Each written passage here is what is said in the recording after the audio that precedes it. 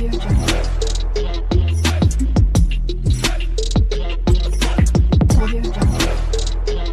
Friends, welcome to Eliza's study point. पूर्व class रे आमे फिलोसफी ऑफ भगवद गीतार सिलेबस को आलोचना करथिले। आज आमे एहार फर्स्ट क्लास आरंभ करिबा। एटा रहिबा हाथ लेखा नोट एवं आपण माने पढ़िबा सहित एई नोट को मध्य करि चलंतु। सिलेबस आमे आलोचना कर देथिले। जो प्रथम एकक रे थिला गीतार स्वरूप, उत्पत्ति, सारमर्म और महात्म्य, ता मध्यरु आज आमे गीतार स्वरूप और उत्पत्ति को आलोचना करिबा। तो प्रथम क्वेश्चन रहिबो, गीतार स्वरूप और गीतार उत्पत्ति संपर्क रे आलोचना कर। आमे एही परि क्वेश्चन को नेकी लॉन्ग क्वेश्चन रो आंसर को आलोचना करिबा, जो द्वारा आमे विषय को बुझी परिबा। तो चलो आरंभ करिबा। भारतीय संस्कृति शाश्वत भावधारा और आध्यात्मिकतार परिपृष्ट। भारतर आध्यात्मिक परंपरा रे शास्त्र एक दिव्य साधन रूपे मनुष्य को तार लक्ष्य पथरे आगे नहीं। देवभूमि भारत रे सत्यर परिप्रकाश हेउछि। विभिन्न दर्शन और सिद्धांत माध्यम रे मनुष्य एक विश्व प्रकृतिर अंश विशेष। मनुष्यर साधन पथरे गुरु, शास्त्र, काल और उत्साह एही चारोटी को साधन रूपे ग्रहण करिछि। जहार आश्रय रे गुरु, शास्त्र, काल और उत्साह आदि साधनार सिद्धि प्राप्त हुए, सेपरी एक दिव्य आश्रय होछि श्रीमद् भगवद गीता। तो श्रीमद् भगवद गीतार एटा होछि इंट्रोडक्शन। नेक्स्ट अछि गीतार स्वरूप कौन। विश्वर सकल धर्म साहित्य मध्यरे श्रीमद् भगवद गीता हेउछि एक ज्योतिपुंज, जेउथिरे निश्रुत होइछि दिव्य अमृत बाणी। तो श्रीमद् भगवद गीतार दिव्य अमृत बाणी निश्रुत होइछि। एही अमृत बाणी हेउछि शब्द शक्ति, ब्रह्म शक्ति, ब्रह्म विद्यासी, जहार शरण रे जीवन प्रकाशमय होई उठे, शाश्वत गति प्राप्त हुए। सेही भगवद गीता हेउछि सकल आध्यात्मिक ग्रंथ। तो भगवद गीता कौन ना सकल आध्यात्मिक ग्रंथ। एमसीक्यू क्वेश्चन आसी पारे। गीतार एही सबु धर्मर मूलमंत्र निहित। मानव जातिर सनातन आध्यात्म चिंताधारा और जीवंत साधनार रत्नाकर हेउछि श्रीमद् भगवद गीता। धर्म महादीपर मिलन सेतु हेउछि गीता। गीता शब्दटी एबे आमे जानिबा गीता शब्दटी केउ धातुरु बा केउ शब्दरु आसीओछि। गीता शब्दटी संस्कृत गई धातुरु निष्पन्न होइछि। गई धातुरे त प्रत्यय जोगे स्त्रीलिंगरे गीता होइछि। गीता शब्दर व्युक्तिगत अर्थ हेउछि गीयते स्तूयते आत्मविद्य यजासा गीता। तो यहाँ संस्कृत रही गीयते स्तूयते आत्मविदा यजासा गीता।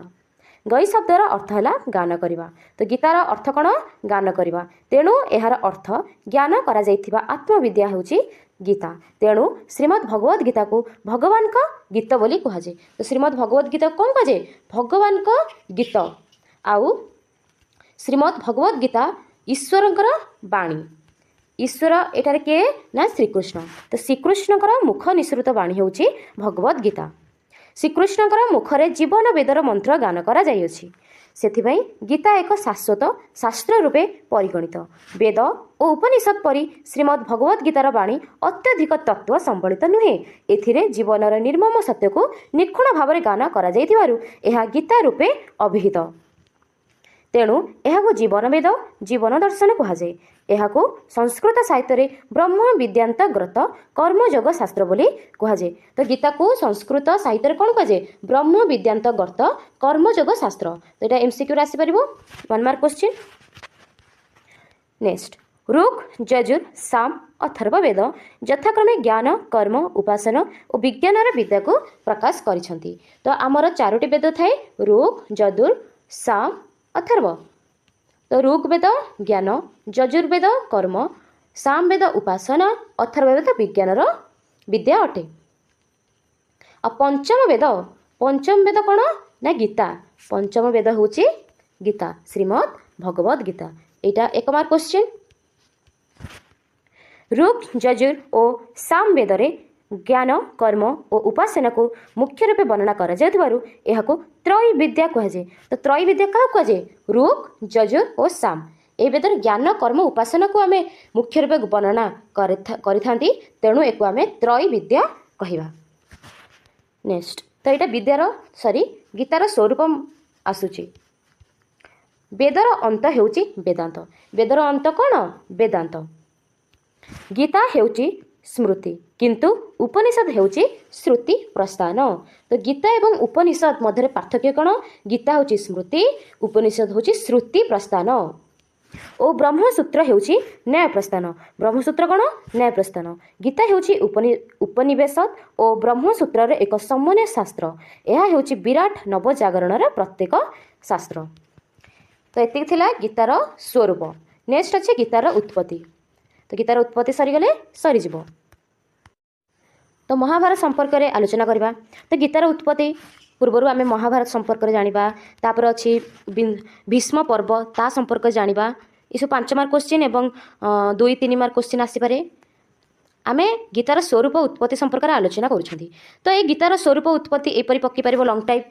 8 मार्क नचेत पड़ो गीतार स्वरूप आलोचना कर 5 मार्क रे गीतार उत्पत्ति आलोचना कर 5 मार्क रे एवं गीतार उत्पत्ति मध्य जो महाभारत अच्छी षटकम अच्छी भीष्म पर्व अच्छी एगुड़िक आम 5, 3 एवं 2 मार्क आसीपे तो सब जिनस एटार अच्छी आपण मैंने मो सहित यहीटा को पढ़ु एवं नोट कर चलतु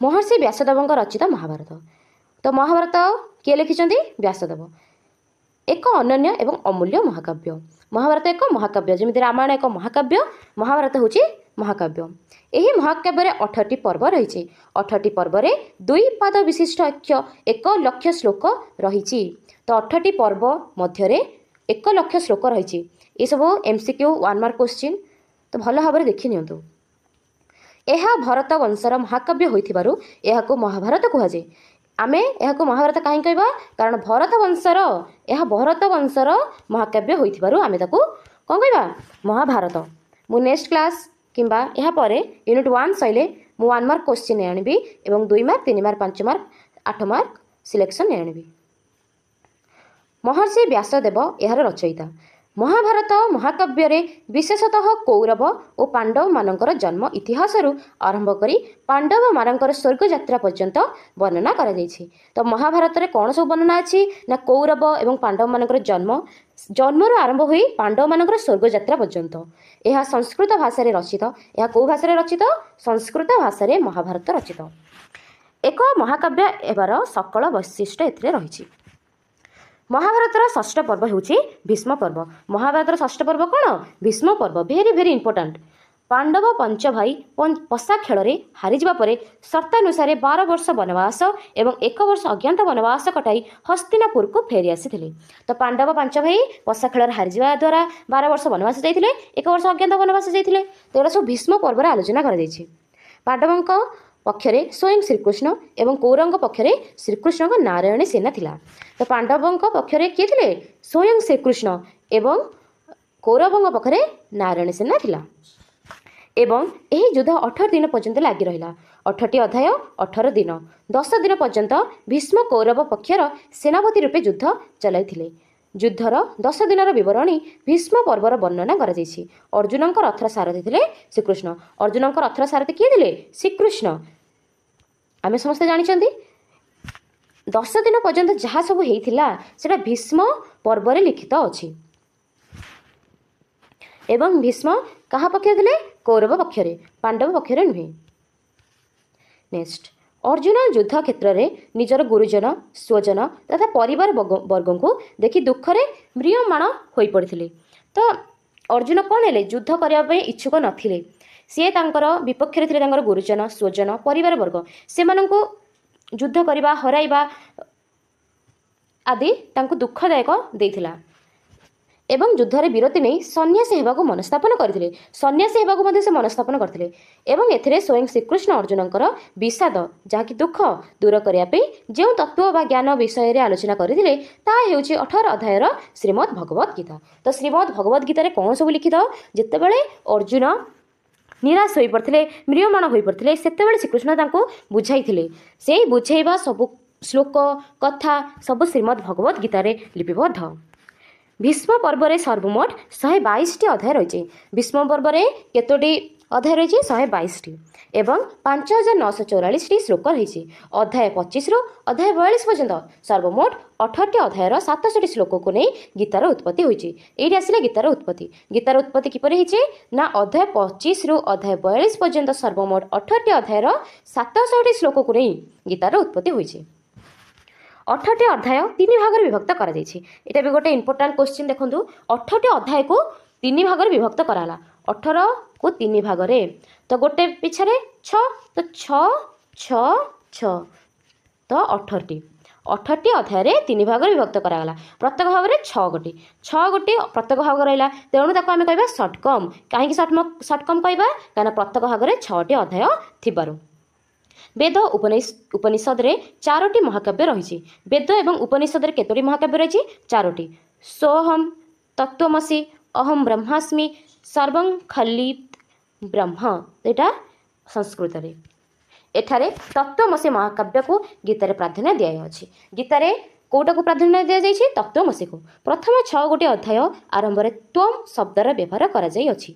7 रु 12 अध्याय तत् शब्द प्रथम 6टी 18टी जो अछि 18टी अध्याय आमे ताकू 6 भाग रे 3 भाग रे विभक्त करथिले। गोटे 6 6 6 प्रथम 6टी रे त्वत शब्द व्यवहार करा गला। प्रथम 6टी 1 रु 6 हैला त्वत एवं 7 रु 12 तत्। नेक्स्ट 13 रु 18 को बा तृतीय षटकम रे 80 जहाँ विधेय रूपे निया जाइछे। 80 जहाँ आम कह आर्ट जमी कि कला आम समस्ते जानते आर्ट्स कला सेमती कलार आउ गोटे प्रतिशब्द हूँ 80। तो नुआ नुआ शब्द जहाँ विधेय रूपे नि जापर स्पष्ट चित्र अंकन कर। वेदर रचना काल ख्रीष्टपूर्व 3000 बोली धराଯାए। वेदर रचना काल ख्रीष्टपूर्व 3000 एवं उपनिवेश रचना काल ख्रीष्टपूर्व 1500। तो रचना काल वेदर 3000 एवं उपनिषदर 1500। राधाकृष्णन जो डॉक्टर सर्वपल्ली राधाकृष्णन मतरे ख्रीष्टपूर्व 5म शताब्दी को गीतार जन्म काल बोली आलोचना कर।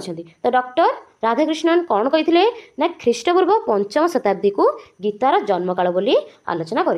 तो एतिकी थिला गीतार स्वरूप एवं उत्पत्ति। आम नेक्स्ट क्लास रे गीतार सारमर्म तार महात्म्य संपर्क में आलोचना करवा।